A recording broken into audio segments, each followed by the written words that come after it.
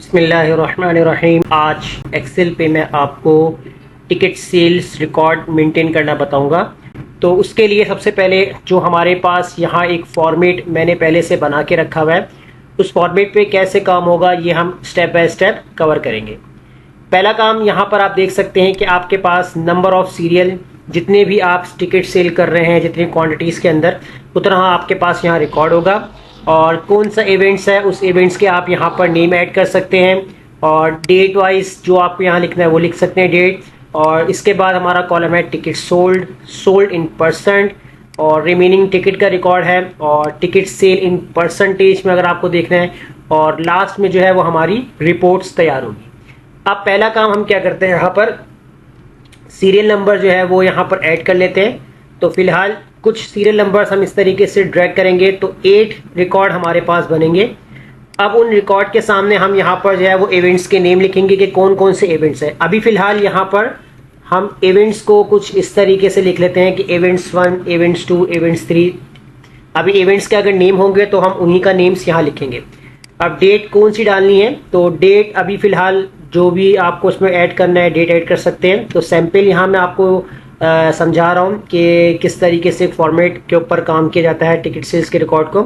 तो अभी 1 जनवरी से जो हम यहाँ पर स्टार्ट कर लेते हैं, और 1 जनवरी का डाटा और इसको हम ड्रैग करते हैं। फिलहाल डिफरेंट डेट्स है हमारे पास।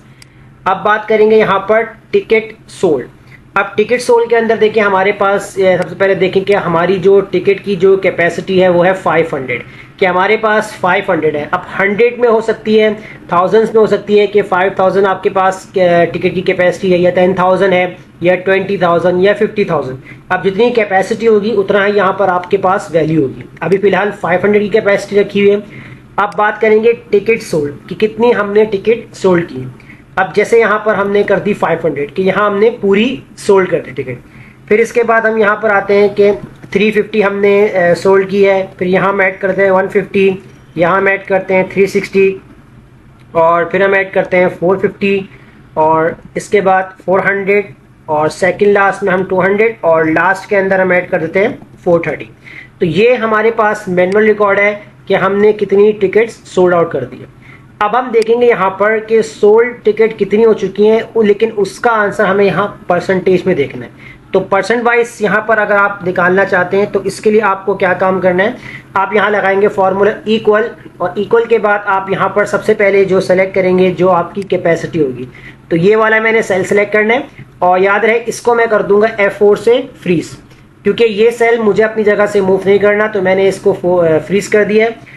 और अब मैं क्या काम करूंगा, इसको डिवाइड कर दूंगा जितनी हमारी ticket, number of ticket sold हो चुकी हैं। तो इसके साथ हम इसको डिवाइड करेंगे, और अब हम करते हैं एंटर। जैसे एंटर करेंगे अभी देखें यहाँ मेरे पास 1 आ रहा है, तो मैं इसको कर दूंगा ड्रैग। अब यहाँ 1.4, 3.3 इस तरीके से आंसर आ रहा है। तो ये पूरा कॉलम जो है वो आपका सेलेक्ट रहेगा। आपने यहाँ से क्या काम करना है, इसको परसेंटेज के अंदर चेंज करना है। अब यहाँ देखिए परसेंटेज के अंदर जब आप इसको चेंज कर रहे हैं तो अभी फ़िलहाल जो है इस तरीके से आपके पास जो है वो आंसर दिखा रहा है कि 101% इस तरीके से। तो मैं इसको परसेंट से हटा के इसको सेट कर लूँगा प्रॉपर। तो इधर आप जो आंसर है इसमें एक चीज़ आपको चेंज करने में फॉर्मूले के अंदर ये आपको डिवाइड करना है इस तरीके से। इसमें हमने कैपेसिटी पहले ली थी, ये आपकी डिवाइड हो जाएगी इसके साथ, किसके साथ, कैपेसिटी के साथ। इसको इस तरीके से आप कुछ लिख लीजिएगा, और इसे आप लॉक कर दीजिएगा F4 से। तो क्योंकि इसमें अगर आप परसेंटेज में लेके आना चाह रहे हैं तो इसमें आप जाहिर है कि आप अपनी जो सोल्ड होगी उस टिकट को डिवाइड कर देंगे जितनी नंबर ऑफ कैपेसिटी होगी, क्योंकि फिर जब आप इसको वैल्यू में चेंज करेंगे तो आपके पास प्रॉपर परसेंटेज आ जाएगा। वरना आपके पास जो ये आंसर है ये एज अ पॉइंट में रहेगा, आपको परसेंटेज में कन्वर्ट करेंगे तो ये 100 से अबव चला जाएगा। तो देखिए जैसे हम इसको करेंगे एंटर और इसको करते हैं ड्रैग, और उसके बाद जो है यहाँ से हम परसेंटेज में चेंज करेंगे तो देखें अब आपके पास जो है वो as a percent proper answer आ चुके हैं। अब बात करते हैं रिमेनिंग टिकट की। अब रिमेनिंग टिकट्स जो है वो आपकी कितनी है, इसको हम यहाँ पर कैसे कैलकुलेट करेंगे, इक्वल लगाएंगे आप यहाँ पर। कैपेसिटी आपने सेलेक्ट करनी है, इसको आपने F4 से लॉक करना है, और माइनस कर देंगे आप जितने आपकी टोटल टिकट सोल्ड हो चुकी हैं। तो इसके साथ आप माइनस करेंगे और एंटर। अब देखिए यहाँ 0 बता रहा है, क्योंकि आपने 500 की कैपेसिटी 500 आपने सोल्ड कर दी है, तो आंसर में 0 ही आएगा। तो इसको ड्रैग करें, अब देखें 500 की कैपेसिटी थी, 350 जो है वो सोल्ड हो चुकी हैं, 150 रिमेनिंग है। तो इस तरीके से देखें सबकी जो है वो मुझे रिमेनिंग यहाँ मालूम हो चुकी है। अब बात करते हैं टिकट सेल। अब ये वाला आंसर आपको कैसे सॉल्व करना है कि जैसे हमने सोल्ड इन परसेंट में देखा था, तो वैसे अब हम देखेंगे कि टिकट सेल जितनी हो चुकी है आपकी, उसका आपका परसेंटेज वाइज आंसर क्या निकाल के देता है। अब इधर भी आपको जो है यहाँ पर आंसर निकालना है, इक्वल फॉर्मूला लगा लेते हैं। अब याद रखें पहले हमने कैपेसिटी को सिलेक्ट किया था, लेकिन आप यहाँ पर जो है रिमेनिंग टिकट को सिलेक्ट करेंगे, क्योंकि अगर आपको परसेंट में लेके आना है तो आप रिमेनिंग टिकट यहाँ मैंने सिलेक्ट कर लिया है। इसको मैं यहाँ पर जो है इसको जो भी हमारी टिकट इन सेल का जो आंसर अगर आपको निकालना है तो डिवाइड कर देंगे यहाँ पर किसके साथ, कैपेसिटी से। इसको आप F4 से लॉक कर दें। तो इसी तरीके से देखें जो सोल्ड में हमने निकाला था कि आपकी नंबर ऑफ टिकट सोल्ड को डिवाइड कर दिया कैपेसिटी से, तो ही आपका परसेंट में आंसर आ गया। तो इस तरीके से रिमेनिंग टिकट आपका डिवाइड हो जाएगा कैपेसिटी, यानी कि जितनी भी नंबर ऑफ कैपेसिटी थी टिकट की उससे आप डिवाइड करेंगे और एंटर। जैसे एंटर करेंगे अब यहाँ पर 0% आ रहा है और इसको आप ड्रैग करें तो देखिए आपके पास आंसर आ चुका है। परसेंट में कन्वर्ट करना चाहे परसेंट में कन्वर्ट कर लीजिएगा, अगर आपके पास बाय डिफॉल्ट आंसर ना है तो परसेंट में इसको चेंज कर लीजिएगा। अब देखिए 0% बता रहा है क्योंकि आपकी जो परसेंट वाइज है कुछ रिमेनिंग में आपके पास टिकट नहीं है, तो 0% दिखा रहे हैं यहाँ पर। यहाँ दिखा रहा है कि 30% आपकी जो है वो टिकट सेल है, और यहाँ पर आपको बता रहा है कि 70%, 28, 10, 20, 30 एंड 14। तो ये देखिए ये आपको परसेंटेज वाइज बता चुका है। अब यहाँ जो इस तरीके से आपके पास जो कॉर्नर में ये पॉइंट्स बने हुए आ रहे हैं, इसको यहाँ से आप इस तरीके से रिमूव कर लीजिएगा इग्नोर एरर करके, ताकि ये प्रॉपर इस तरीके से रिमूव हो जाएगा। अब बात करेंगे यहाँ पर रिपोर्ट्स की। अब रिपोर्ट्स में हमने क्या चेक करना है कि अगर आपकी टिकट सोल्ड आउट ज़्यादा हो चुकी हैं तो आपको ये मालूम करना होगा कि आपकी सीट्स अवेलेबल हैं या टोटली आपने टिकट जो है वो सोल्ड कर दी हैं। तो इसके लिए इक्वल लगा के आप कंडीशनल फार्मूला अप्लाई करेंगे। कंडीशनल फार्मूला आप लगाएंगे equal if bracket open, logical test आप यहाँ पर सिलेक्ट करेंगे। तो सबसे पहले आप जो है यहाँ पर सेलेक्ट करेंगे जितनी आपकी नंबर ऑफ टिकट सोल्ड हो चुकी है वो आप सेलेक्ट करेंगे, यानी कि ये वाला सेल आपका सेलेक्ट होगा।